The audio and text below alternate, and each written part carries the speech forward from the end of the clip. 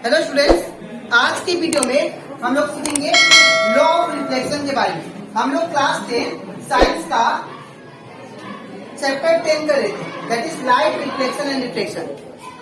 आज का video lecture number 2 है। इसके पिछले वीडियो में मैंने आप लोग को इस चैप्टर का दैट इज लेक्चर 1 में मैंने आप लोग को समझाया था कि लाइट के प्रॉपर्टीज के बारे में, और उसी के साथ साथ लाइट क्या होता है वो भी समझाया था। ठीक है, और हम लोग ये भी सीखे थे कि लाइट का जब भी लाइट सरफेस के ऊपर टकराता है तो दो चीज करता है, या तो वो क्या करेगा रिफ्लेक्शन, और या तो क्या करेगा वो रिफ्लेक्शन। ठीक है, तो ये सारा अगर कंसेप्ट आपको सीखना है तो आप लोग उसको मेरे यूट्यूब चैनल में उसको देख सकते हैं। ठीक है, वो मैंने यूट्यूब में अपलोड कर दिया। इसी के साथ साथ मैंने अभी तक चैप्टर 1 क्लास 10 साइंस का चैप्टर 1 और चैप्टर 2 वो भी आप लोग को करवा दिया है, एक्सप्लेन कर दिया है। ठीक है, तो अगर आपको वो भी कंसेप्ट अच्छे से क्लियर करना है तो आप लोग मेरे यूट्यूब चैनल में उसको देख सकते हो। ठीक है, वो यूट्यूब में मैंने अपलोड कर दिया। तो आज की क्लास में हम लोग पढ़ेंगे सबसे पहले लॉ ऑफ रिफ्लेक्शन का। अगर हम लोग बात करें लॉ ऑफ रिफ्लेक्शन का, तो रिफ्लेक्शन मतलब क्या था? रिफ्लेक्शन मतलब दैट इज रीबाउंसिंग ऑफ लाइट। जब भी लाइट कोई भी सरफेस के ऊपर टकराता है तो वो उसी डायरेक्शन में मुड़ जाता है। तो इस फेनोमेना को क्या बोलते हैं हम लोग? Reflection of light. जैसे एक बॉल को अगर मैं वॉल पे मारू तो रिटर्न बैक आएगा, तो जो रिटर्निंग ऑफ लाइट है, जो रिटर्न बैक आया उसी को क्या बोलते हैं? Reflection of light. ठीक है, तो यहाँ पे लो अब रिफ्लेक्शन का दो लो है, मेन 2 लो है। ठीक है, ये होता है फर्स्ट लो, ये फर्स्ट लो है, और ये जो है ये सेकेंड लो।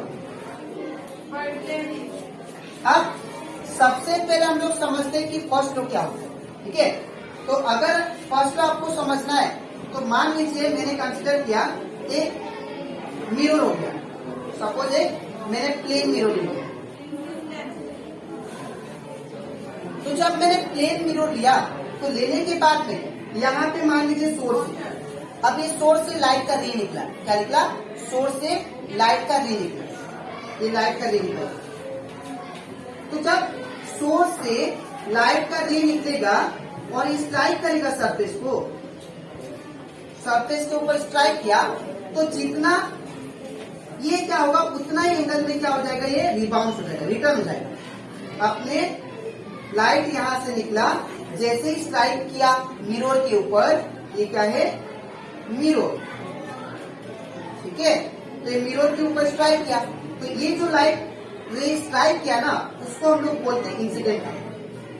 Incident ray. और जो लाइट स्ट्राइक करने के बाद रिटर्न बैक चला गया तो उसको बोलते हैं हम लोग रिफ्लेक्टेड रे। Reflected ray. ठीक है, और बीच में क्या होता है? नॉर्मल रे होता है। तो एकदम 90 डिग्री पे सरफेस का, एकदम 90 डिग्री पे आपका क्या होगा? नॉर्मल रे। ठीक है, और मैंने लास्ट क्लास ये भी समझाया था कि इंसिडेंट रे और ये क्या है? नॉर्मल रे। तो इंसिडेंट रे और नॉर्मल रे का बीच में जो एंगल बनता है उसको क्या बोलते हैं? Angle of incidence. ठीक है, और रिफ्लेक्टेड रे और नॉर्मल रे का बीच में जो एंगल बनता है उसको बोलते हैं एंगल ऑफ रिफ्लेक्शन। ठीक है, तो यहाँ पे आपको फर्स्ट लो ये बोलता है ना, लॉ ऑफ रिफ्लेक्शन का फर्स्ट लॉ ये बोलता है कि अगर जितना एंगल इंसिडेंट होगा, एंगल ऑफ इंसिडेंट होगा, उतना ही क्या होगा? एंगल ऑफ रिफ्लेक्शन भी होगा। जैसे अगर एंगल ऑफ इंसिडेंट आपका 30 डिग्री, एंगल कितना है? 30 डिग्री नॉर्मल के साथ, तो उतना ही क्या होगा? हमारा एंगल ऑफ रिफ्लेक्शन भी 30 डिग्री। ठीक है, जैसे कि एग्जाम्पल, अगर ये आपका सरफेस हो गया, मिरर का सरफेस, और इसके ऊपर ये मान लीजिए इंसिडेंट रे हो गया, इस पे टकराया, और टकराने के बाद यहाँ पे एक टकराने के बाद क्या होगा? रिटर्न बैक चला जाएगा, तो ये आपका रिफ्लेक्टेड रे होगा। ये इंसिडेंट रे, ये हो गया आपका इंसिडेंट रे, ये हो गया रिफ्लेक्टेड रे। तो अगर मैं एक नॉर्मल डालता हूँ बीच में, एकदम सेंटर में, अगर सपोज ये नॉर्मल हो जाता है, ये नॉर्मल रे, तो यहाँ पे अगर ध्यान दे आप लोग, तो यहाँ पे ये नॉर्मल रे हो गया, तो ये जो आपको एंगल दिखाई दे रहा है, ये वाला एंगल, ये जो एंगल होगा, ये जितना एंगल होगा that is angle of incident ray था, ये नॉर्मल रे, तो इनके दोनों के बीच में बनने वाला जो एंगल होगा क्या होगा, इंसिडेंट एंगल, ठीक है। और ये क्या है, रिफ्लेक्टेड रे, ये क्या है, नॉर्मल रे, तो इन दोनों के बीच में जो एंगल बनेगा क्या होगा, दैट इज रिफ्लेक्टेड रे, ठीक है, सॉरी रिफ्लेक्टेड एंगल, ठीक है। तो या एंगल ऑफ रिफ्लेक्शन, तो यहाँ पे जितना एंगल आपका ये बनेगा angle of incident, suppose 20 degree बना, उतना ही क्या बनेगा, ये वाला एंगल भी बनेगा according to law of reflection, ठीक है। तो दैट मीन्स हम लोग बोल सकते हैं according to first law of reflection, first law के हिसाब से क्या है, that is angle I is equal to angle R, जितना एंगल आई होगा उतना एंगल आर होगा। The angle of incident is always equal to the angle of reflection, ठीक है।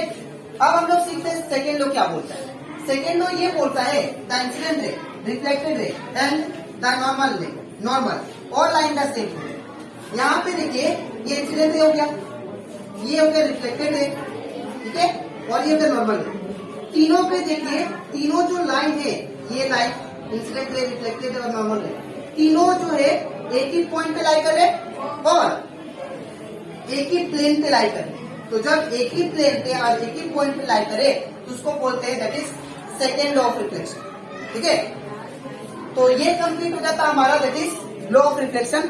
अब इसके नेक्स्ट स्लाइड में हम लोग सीखेंगे इमेज के बारे में, ठीक है। तो इसके बाद अब हम लोग सीखते हैं कि इमेज क्या होता है और उसके प्रॉपर्टीज के बारे में, ठीक है। तो जब भी कोई भी ऑब्जेक्ट मिरर के सामने आए तो उसका जो इमेज बनता है वो हमेशा क्या होता है, स्क्रीन के पीछे बनता है, ठीक है। या बोल सकते हैं जब भी कोई भी ऑब्जेक्ट को सपोज ये ऑब्जेक्ट हो गया, इसको अगर हम लोग स्क्रीन के फ्रंट में रखे, प्लेन मिरर हो गया जो घर में यूज करते हैं, उसके सामने खड़े हो जाए, अगर हम लोग मिरर के सामने खड़े हो जाए तो हम लोग को इमेज कहाँ पे मिलता है, स्क्रीन का पीछे इस साइड, है ना। तो इमेज का image is form behind the mirror in case of plane mirror. अब इमेज का दो मेन टाइप्स होता है, आप लोग याद रखिएगा। पहला जो इमेज होता है उसको बोलते हैं रियल एंड इन्वर्टेड। इमेज का दो टाइप्स होता है, एक होता है रियल एंड इन्वर्टेड और दूसरा जो होता है उसको बोलते हैं virtual image. Real and inverted हम लोग जानते हैं, ह्यूमन आई हम लोग जूनियर क्लास में पढ़ चुके हैं। हम लोग का आई जो है एज ए कैमरा है वो, ठीक है, वो क्या करता है, कोई भी इमेज को कैप्चर करता है उल्टा करके, लेकिन हम लोग का ब्रेन क्या करता है, उसको प्रोसेस करके सीधा करके हम लोग को दिखाता है, ठीक है। लेकिन हम लोग का आई क्या करता है, कैप्चर करता है कोई भी ऑब्जेक्ट उल्टा करके, ठीक है। तो इन द सेम वे यहाँ पे इमेज भी हम लोग का दो टाइप का फॉर्म हो सकता है, ठीक है, पॉसिबिलिटी होता है। पहला होता है real and inverted, that means हम लोग को स्क्रीन में इमेज तो दिखेगा, ठीक है, लेकिन उल्टा दिखेगा।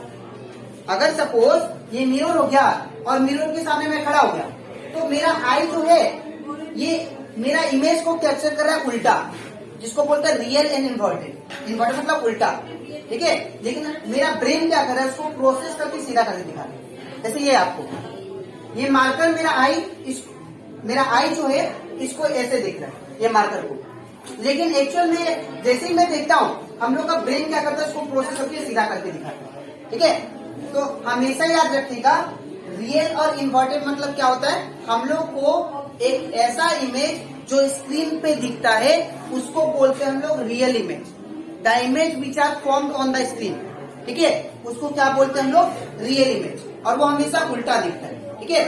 और जो इमेज हम लोग को सीधा दिखता है, जो स्क्रीन पे फॉर्म नहीं होता है, उसको बोलते हैं वर्चुअल इमेज। वर्चुअल मतलब आप लोग बोल सकते हो जैसे हम लोग कोई भी ड्रीम देखते हैं, ठीक है, तो सपना में जो कोई भी ऑब्जेक्ट को देखते हैं तो थोड़ा ना उल्टा देखते हैं, उसको तो हमेशा सीधा देखते हैं, ठीक है ना।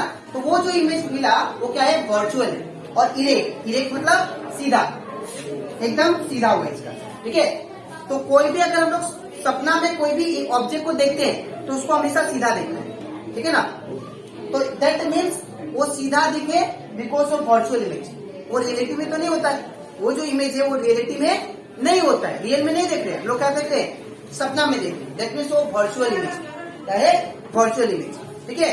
और ये वर्चुअल इमेज हमेशा याद रखिएगा, ये स्क्रीन पे कभी फॉर्म नहीं होता, ये कभी स्क्रीन पे फॉर्म नहीं होता, ठीक है।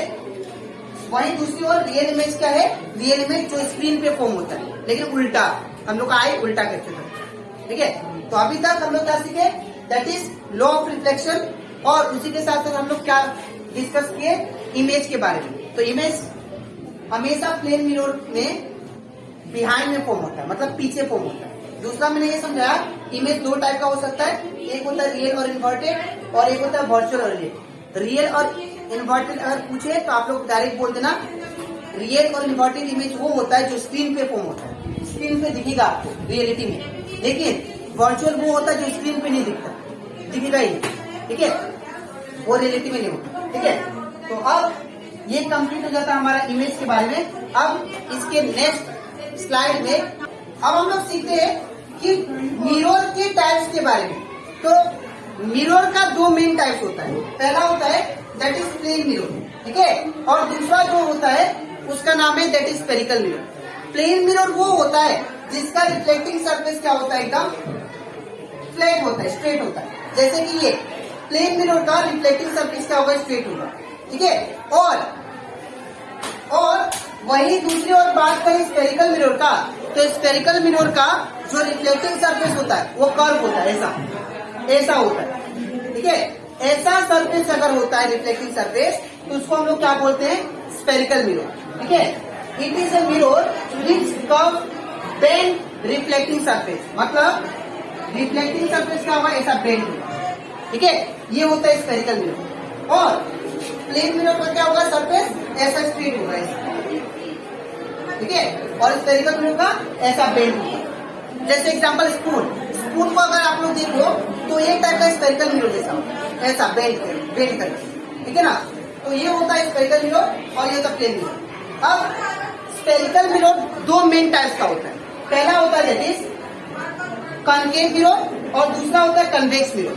अब ये जो टाइप्स ऑफ स्फेरिकल मिरर है दैट इज कॉन्केव और कन्वेक्स, हम लोग नेक्स्ट वीडियो में समझेंगे, ठीक है। इसके नेक्स्ट वीडियो में हम लोग सीखेंगे कि कॉन्केव मिरर और कन्वेक्स मिरर क्या होता है, और उसके कुछ प्रॉपर्टीज के बारे में पढ़ेंगे, ठीक है। तो आज इतना ही, मिलते हैं नेक्स्ट वीडियो में, तब तक थैंक यू।